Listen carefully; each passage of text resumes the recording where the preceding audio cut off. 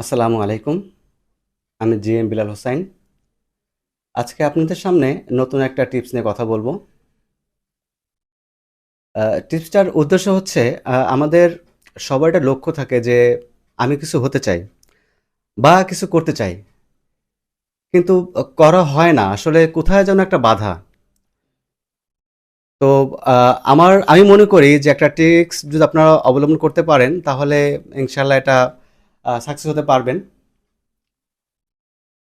আপনি যেটা হতে চাচ্ছেন বা করতে চাচ্ছেন সেটা ছবি এঁকে ফেলুন। এবং প্রতিদিন ওই ছবিটা আপনি দেখবেন হৃদয়ের আনা দিয়ে এবং মস্তিষ্ক দিয়ে। ওই ছবিটাই আপনাকে আপনার গন্তব্যে পৌঁছাতে সাহায্য করবে এবং সেই অনুযায়ী আপনি প্রতিদিন আপনার কাজ করে যাবেন। ইনশাল্লাহ সাফল্য অবশ্যই হবে ইনশাল্লাহ। আর আপনাদের মূল্যবান মন্তব্য জানাবেন। আজকে এই পর্যন্তই। ভালো থাকবেন সবাই।